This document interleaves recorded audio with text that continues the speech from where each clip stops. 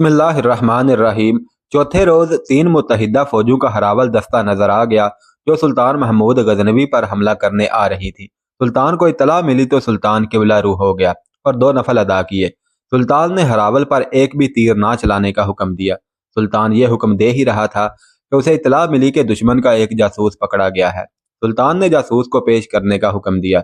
जासूस को सामने लाया गया तो वो बोला, सुल्तान, मैं बिला सकून का जासूस हूँ, लेकिन मैं एक खबर देने आया हूँ, कुछ मालूम करने नहीं आया हूँ।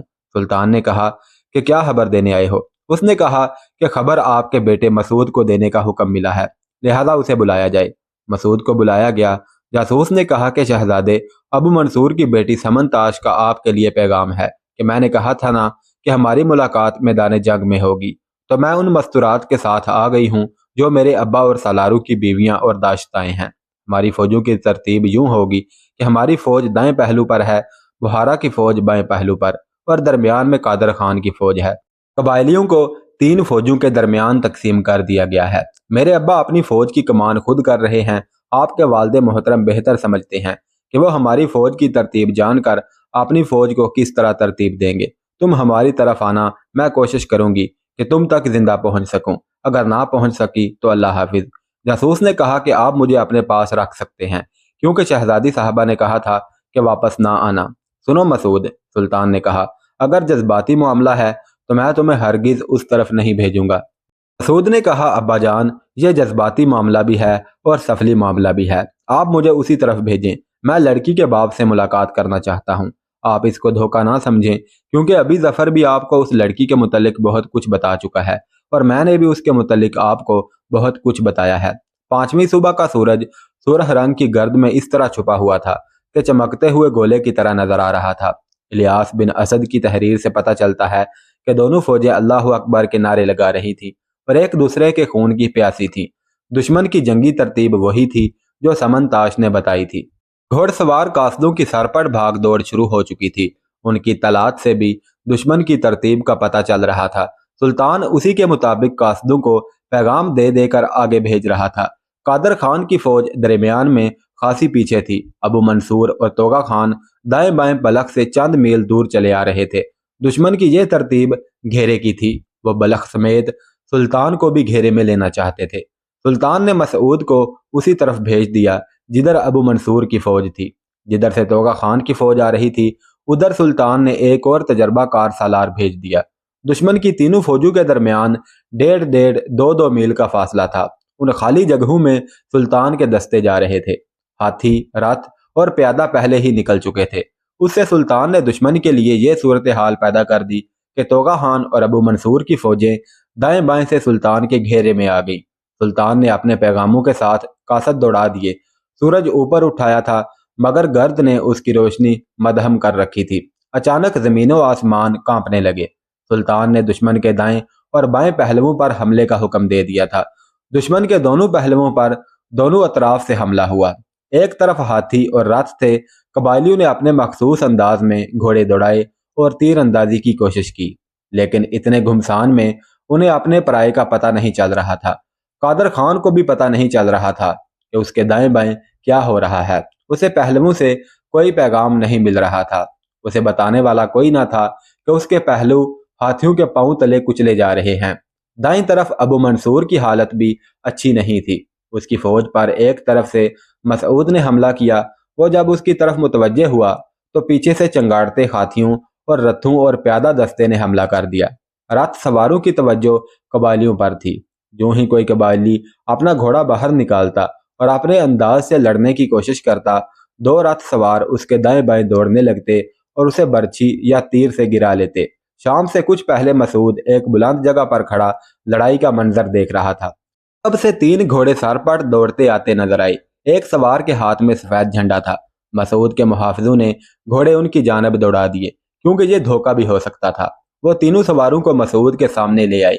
उनमें एक समनताश थी, जिसके चेहरे पर गर्द जमी हुई थी, और उसके साथ 2 और मर्द घोड़सवार थे। समन कूद कर अपने घोड़े से उतरी और दौड़ती हुई मसूद के पास आ गई। समन हांफती हुई बोल रही थी कि तुम्हारे मुतल्लिक बड़ी मुश्किल से पता चला है। मेरे अब्बा भागने की फिक्र में हैं, लेकिन उनका एक सालार उन्हें झूठी तसल्लियां दे रहा है। वो फौज का कलब पीछे ले गए हैं। انہیں یقین ہو گیا ہے کہ انہیں شکست ہو چکی ہے۔ ان کے پاس قادر خان کا قاصد یہ پیغام لے کر آیا ہے کہ اس نے بلخ کی طرف پیش قدمی روک دی ہے اور وہ اپنی فوج کو دائیں بائیں پہلوؤں کی طرف بھیج رہا ہے۔ اس نے کہا ہے کہ حوصلہ نہ ہارنا، سلطانی فوج کو ہم گھیرے میں لے لیتے ہیں۔ میں نے تمہارا سراغ کس طرح لگایا اور کس طرح یہاں پہنچی یہ بعد میں بتاؤں گی۔ میں اس لیے آئی ہوں کہ ہمارے قلب کو تم ذرا سی ہمت سے پکڑ سکتے ہو۔ مجھے نہیں معلوم کہ دوسری طرف کی لڑائی کی کیا صورتحال ہے، میں اپنی فوج کی بات کر رہی ہوں۔ سمن کی بات سن کر مسعود سوچ میں پڑ گیا۔ سمن بولی، کیا سوچ رہے ہو؟ میرا گھوڑا لاشوں کو رونتا ہوا آیا ہے۔ مرنے والوں میں غزنی بھی ہیں، ترکستانی بھی اور بہارا والے بھی، مگر مار کر سب ایک جیسے لگتے ہیں۔ وہ سب مسلمان تھے۔ سمن نے چلا کر کہا، اپنی قوم کا خون روکو مسعود، میں جو کہتی ہوں وہ کرو۔ قادر خان کی کمک آ گئی تو یہ قتل و غارت نہیں رکے گی۔ اس سے پہلے ہی ہمارے قلب کو مٹھی میں لے لو۔ مسعود نے کہا، تم ساتھ چلو گی؟ سمن نے کہا، نہیں، میں جا رہی ہوں، تم آؤ۔ سمن گھوڑے پر سوار ہوئی اور دو سوار جو اس کے زرخرید تھے ساتھ ہو لیے اور وہ میدان جنگ کے گرد و غبار میں غائب ہو گئی۔ وہ مسعود کو بتا گئی تھی کہ اس کا باپ کہاں ہے۔ قادر خان کی پیش قدمی رک گئی تھی۔ وہ اپنی فوج کو دو حصوں میں تقسیم کر کے ابو منصور اور توغا خان کو کمک بھیج رہا تھا۔ سلطان کو اس کی اس چال کا اس وقت پتہ چلا جب رات گہری ہو رہی تھی۔ اس وقت حملہ نہیں کیا جا سکتا تھا۔ سلطان نے اپنے منصوبے میں رد و بدل کیا اور اسی وقت اپنے دائیں بائیں کے سالار اور مسعود کو پیغام بھیج دیا کہ بتاؤ صورتحال کیا ہے۔ مسعود اپنی جگہ پر نہیں تھا، اس کی جگہ اس کے ایک سالار نے پیغام موصول کیا۔ مسعود کم و بیش 100 منتخب سپاہیوں اور چھاپا مار کمانداروں کو ساتھ لے کر ابو منصور کے ہیڈ کوارٹر پر حملہ کرنے چلا گیا تھا۔ یہ ایک شب خون تھا۔ ابو منصور حوصلہ ہار بیٹھا تھا، اس کی فوج بری طرح کچلی گئی تھی۔ سلطان نے اس پر حملہ ایسے ہی انداز سے کرایا تھا کہ وہ بچ نہیں سکتا تھا۔ وہ اپنی بیٹی کی نشاندہی کے مطابق دریا کنارے چلا گیا تھا۔ اس کے ساتھ اس کا ایک مشیر، سالار، 3 بیویاں، چند ایک محافظ اور چند قاصد تھے۔ وہاں اس پر حملہ نہیں ہو سکتا تھا۔ مسعود دور کا چکر کاٹ کر وہاں پہنچا۔ وہاں 2-3 مشعلیں روشن تھی۔ اس نے اپنے آدمیوں کو ہدایات دیں اور انہیں پھیلا کر آگے بڑھنے لگا۔ ابو منصور کے صرف 2 محافظ جاگ رہے تھے۔ ایک نے دوسرے سے کہا کہ وہ گھوڑوں کی آوازیں سن رہا ہے۔ دوسرے نے کہا کہ وہی ہوں گے۔ اس نے ایک مشعل اٹھائی اور اسے اوپر کر کے 2 مرتبہ دائیں بائیں ہلائی اور 2 مرتبہ اوپر نیچے کی اور مشعل رکھ کر ایک خیمے کے قریب کھڑا ہو گیا اور منہ سے دھیمی سی آواز نکالی۔ خیمے میں سمن سوئی ہوئی تھی۔ وہ آواز سن کر اٹھ کر خیمے سے باہر آ گئی اور محافظ سے کہا کہ تم آگے چلے جاؤ۔ چونکہ رہنمائی موجود تھی اس لیے شب خون میں کسی قسم کا خطرہ نہ تھا۔ ابو منصور اور اس کے سالار مشیر اپنے خیموں میں سوئے ہوئے تھے۔ ان تک زخمیوں کی کربناک آوازیں نہیں پہنچ رہی تھی اور نہ وہاں تک لاشوں اور خون کی بو پہنچ رہی تھی۔ وہ سب اس غلط فہمی میں بے فکرے سوئے پڑے تھے کہ یہاں تک کوئی خطرہ نہیں پہنچ سکتا، مگر ایمان فروش باپ کی دیندار بیٹی بہت بڑا خطرہ بن کر ان کے ساتھ موجود تھی۔ مسعود اپنے آدمیوں کے ساتھ خیمہ گاہ کے قریب پہنچ کر گھوڑے سے اتر گیا اور خیمہ گاہ کو گھیر لیا۔ پھر مسعود نے ایک مشعل اٹھائی اور ابو منصور کے خیمے میں داخل ہو گیا اور اسے جگایا۔ ابو منصور ہڑبڑا کر اٹھ بیٹھا۔ مسعود کو اپنے خیمے میں دیکھ کر اس کے ہوش اڑ گئے۔ باہر مسعود کے آدمیوں نے سب کو اٹھا کر الگ کھڑا کر لیا تھا۔ ابو منصور نے مسعود سے کہا کہ وہ شکست تسلیم کرتا ہے لیکن اس کی بیٹی کو گرفتار نہ کیا جائے۔ مسعود نے اس کے ساتھ کوئی بات نہ کی۔ جب نصف گزر چکی تھی، سلطان ابھی ابھی میدان جنگ کا چکر لگا کر لوٹا تھا۔ اسے اطلاع دی گئی کہ اس کا بیٹا مسعود ابو منصور کو پکڑ لایا ہے۔ سلطان کے لیے یہ معمولی خبر نہ تھی۔ سلطان دوڑتا ہوا باہر آیا۔ منصور کے ساتھ اس کی بیٹی سمن بھی تھی۔ انہیں سلطان کے خیمے میں لے جایا گیا۔ ابو منصور نے پوچھا کہ کیا سلطان میری دوستی قبول کر لیں گے؟ سلطان محمود نے کہا کہ میں نے دوستی کا ہی پیغام بھیجا تھا، مگر تم نے میرے بیٹے کو قتل کرانے کی کوشش کی۔ کیا میں تم پر بھروسہ کر سکتا ہوں؟ تم مجھے کس طرح یقین دلا سکتے ہو کہ تمہاری دوستی میں خلوص ہے؟ تمہارے پاس کیا ہے؟ تمہاری حیثیت کیا رہ گئی ہے؟ تم میرے قیدی ہو۔ ابو منصور نے کہا، آپ ٹھیک کہتے ہیں، میرے پاس کچھ نہیں رہا، پھر بھی آپ کی دوستی چاہتا ہوں۔ میں آپ کے خلاف لڑنا نہیں چاہتا تھا، مگر اور پھر اس نے اقبال جرم کے انداز میں کہا کہ وہ مجبور ہو کر آپ کے خلاف میدان جنگ میں آیا ہے۔ سمن کھڑی سن رہی تھی۔ وہ آگے بڑھی اور سلطان کے سامنے 2 زانو ہو کر بیٹھ گئی اور سلطان کا ہاتھ چوم کر کہا کہ کیا آپ کے دل میں میرے لیے کچھ جگہ ہے؟ اس نے مسعود کی طرف دیکھا اور سلطان سے کہا کہ میں یہ دوستی پکی کر سکتی ہوں۔ سلطان محمود اشارہ سمجھ گیا۔ منصور بولا کہ ہاں سلطان، میرے پاس ایک یہی رہ گئی ہے، میری بیٹی۔ اس نے مجھے آپ کے خلاف لڑنے سے بہت روکا تھا، آپ اسے اپنی بیٹی بنا لے۔ سلطان نے اسی وقت یہ پیشکش قبول کر لی اور پھر جنگ کے بعد مسعود اور سمن تاج کی شادی کر دی گئی۔ اس طرح بلا ساگون عمارت بھی سلطان کے زیر نگی آ گئی اور نابینا موسیقار ابو ظفر کی سمن تاج کے متعلق یہ پیشین گوئی بھی پوری ہو گئی کہ یہ لڑکی اسلام کے لیے اور مسلم اتحاد کے لیے بہت بڑی قربانی دے گی۔ دوسرے دن کی لڑائی فیصلہ کن تھی۔ ابو منصور نے اپنی فوج کو جنگ سے الگ ہونے کا حکم نامہ بھیج کر جنگ سے الگ کر لیا۔ سلطان نے منصور کو قیدی سے مہمان بنا لیا۔ قادر خان اور توغا خان میدان چھوڑ کر بھاگ گئے۔ 1.5-2 سال بعد ان دونوں نے بھی سلطان کی اطاعت قبول کر لی۔ بھارت میں کالنجر، گوالیار اور کنوج مثلث کی شکل میں واقع ہیں۔ اس مثلث میں ہندوؤں کے 2 مقدس دریا گنگا اور جمنا گزرتے ہیں۔ کئی اور ندی نالے بھی جسم کی رگو کی طرح پھیلے ہوئے ہیں۔ سلطان محمود غزنوی کے دور میں یہاں گھنے جنگلات بکثرت پائے جاتے تھے، ٹیلے ٹیکریاں اور پہاڑیاں بھی تھیں۔ یہ تینوں مقامات ایک دوسرے سے 150 میل دور ہیں۔ اس دور میں جب غزنی کا سلطان بت شکن بن کر ہندوستان پر دہشت بن کر چھایا ہوا تھا، یہ تینوں بڑی مشہور راجدھانیاں تھیں۔ کنوج کے متعلق سنایا جا چکا ہے کہ بلند شہر، متھرا، منج اور کئی چھوٹے بڑے قلعے فتح کرنے کے بعد سلطان نے کنوج کو فتح کیا تھا، اور کنوج کا راجہ راجیا پال، جس کا بڑا شہرہ تھا، وہ سلطان کے کنوج کے محاصرے سے پہلے ہی کنوج چھوڑ کر بھاگ گیا تھا۔ کالنجر کے متعلق یہ وضاحت ضروری ہے کہ آپ پہلے بھی کشمیر کے حملے میں یہ نام سن چکے ہوں گے۔ وہ دراصل کالنجر ہے جو آج کوٹلی کہلاتا ہے، لیکن ہم اس دور کے کالنجر کے متعلق پڑھ بتا رہے ہیں۔ 1018 عیسوی کے آخری دنوں میں کنوج کا راجہ راجیا پال سلطان محمود کے مقابلے سے پہلے ہی منہ موڑ گیا تھا اور وہ اس مثلث سے باہر نکل گیا تھا۔ راجیا پال نے اپنا تمام تر خزانہ شہر سے باہر ایسی ویران جگہ پر چھپا دیا تھا جہاں سے لوگوں کا گزر کم ہی ہوا کرتا تھا۔ اس کا رازدان صرف ایک پنڈت تھا اور بعد میں سلطان کا ایک جاسوس اس کے راز کا واقف ہوا تھا۔ اس جاسوس نے کنوج کی فتح کے وقت اس پنڈت کو پکڑوا دیا تھا، تو پنڈت نے کہا کہ میں آپ کو اس خزانے والی جگہ پر لے جا سکتا ہوں، مگر خزانہ اب وہاں موجود نہیں ہوگا کیونکہ راجہ وہ خزانہ ساتھ لے کر فرار ہو گیا ہوگا۔ سلطان محمود نے پنڈت سے پوچھا کہ راجہ راجیا پال گیا کہاں ہے، تو پنڈت نے جواب دیا کہ اگر مجھے پتا ہوتا تو میں اس کے پاس چلا جاتا، آپ کا قیدی نہ بنتا۔ سلطان کے ایک سالار نے پنڈت سے کہا کہ ہمیں بتایا گیا تھا کہ تم واحد آدمی ہو جو خزانے کے راز سے واقف ہو، تو پھر راجہ تمہیں یہاں چھوڑ کر کیسے چلا گیا؟ پنڈت نے کہا کہ جسے خزانے سے پیار ہو وہ انسانوں کے پیار سے محروم رہ جاتا ہے۔ جو مہاراجہ اپنے دیوتاؤں، دیویوں، مندروں کو توہین اور بربادی کے لیے چھوڑ گیا ہو، اس کے لیے مندر کا ایک پجاری کوئی معنی نہیں رکھتا۔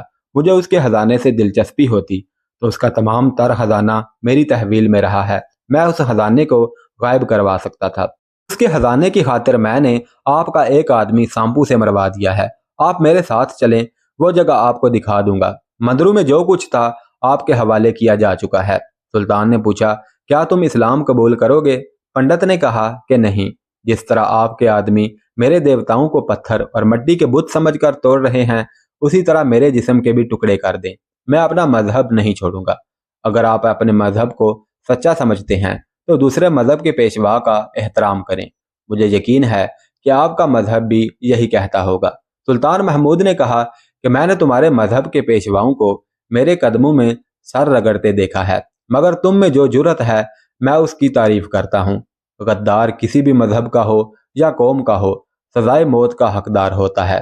کہو پنڈت، کیا چاہتے ہو؟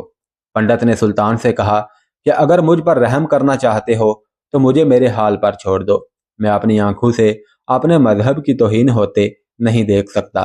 میں اپنے آپ کو گنگا ماتا کے حوالے کر دوں گا یا جنگل میں نکل جاؤں گا اور باقی عمر وہیں گزار دوں گا۔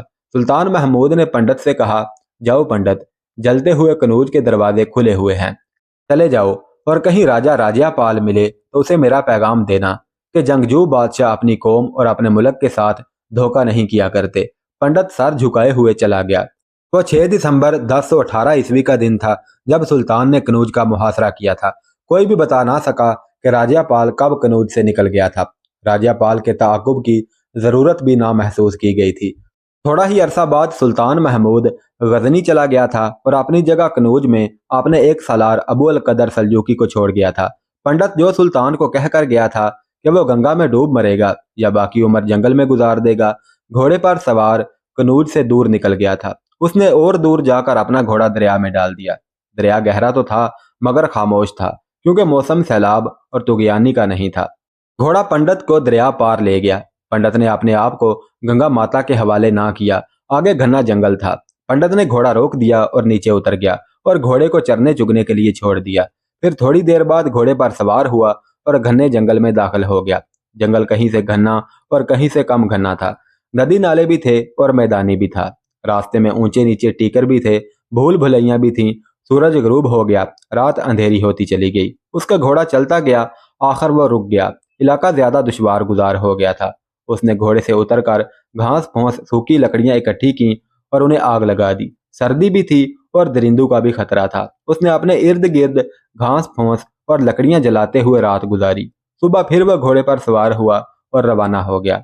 अब वहां कोई रास्ता नहीं था। बेलें जमीन पर फैलकर दरख्तों पर चढ़ी हुई थी और दरख्त इतने ज्यादा थे कि उनके झुके हुए टहनों के नीचे से गुजरना मुहाल था। पंडित का घोड़ा चलता गया। कुछ दूर और आगे गया तो जंगल का घनापन कम होना शुरू हो गया। आगे दो पहाड़ों के दरमियान खुली जगह थी। बिखरे बिखरे दरख्त, ऊंची ऊंची घास थी। वो पहाड़ों में चलता गया। आगे उसे पहाड़ी के दरमियान एक रास्ता नजर आया। यहाँ से पहाड़ी दो हिस्सों में कटी हुई थी। वो उस तंग रास्ते से भी गुजर गया। आगे वो पहाड़ी आ गई जिसकी दीवार कहीं से अमूदी और कहीं से ऊपर जाकर नीचे को झुकी हुई थी। उसने वो पहाड़ी भी क्रॉस कर ली। आगे खुले मैदान में वादी में उसे खैमे दिखाई दिए। उन खैमों से हटकर दो हुशनुमा खैमे चमकदार कपड़े के बने लगे हुए थे। उनसे कुछ दूर घोड़े और खच्चर बंधे घास चर रहे थे। पंडित ने घोड़ा थोड़ा तेज कर दिया। कुछ बर्छी और तीरबाज उसे देखकर उसके रास्ते में आ गए। किसी ने बुलंद आवाज से कहा कि पंडित जी महाराज आ गए हैं। ये खैमागाह कनूज के महाराजा राजियापाल की थी। राजियापाल सुनकर खैमे से बाहर आया। उसके साथ उसकी रानी और बेटा लच्छनपाल भी बाहर खड़े थे। ये थी वो जगह जहां राजियापाल ने कनूज से भागकर पनाह ली हुई थी। महाराजा के घर वालों के अलावा उसके साथ 3 नाचने गाने वालियां भी थीं। कमोबेश 50 वफादार सिपाही भी थे और चंद घरेलू मुलाजम भी थे। पंडित को यह जगह मालूम थी, वरना पंडित यहाँ तक कभी ना पहुंच सकता। पंडित घोड़े से उतरा तो राजियापाल ने आगे बढ़कर पंडित को उसके बाजू से पकड़ा और अपने खैमे में ले गया। रानी और उसके बेटे लच्छन ने एक दूसरे की तरफ देखा। उनके चेहरे पर परेशानी थी। फिर वो भी अपने खैमे में चले गए। पंडित ने महाराजा कनूज से पूछा कि क्या आप मुझसे ये पूछने की जुर्रत करेंगे कि आपकी राजधानी किस हाल में है? क्या आपके अंदर सुनने की हिम्मत है कि मुसलमानों ने कनूज के मंदिरों को उजाड़ दिया है? महाराजा कनूज ने पंडित को हशमगी निगाहों से देखा। उन निगाहों में शिकस्त और बेबसी का जरा सा भी तासुर नहीं था। पंडित ने कहा कि मैं जिस वक्त कनूज से निकाला गया था उस वक्त कनूज जल रहा था। मंदिरों से मुसलमान हरि कृष्ण के बुत को घसीट कर बाहर ला रहे थे और उन्हें तोड़ रहे थे। आपके महल में महाराजा ने पंडित की बात को काटते हुए कहा कि क्या तुम मेरे लिए कोई नई खबर नहीं लाए हो?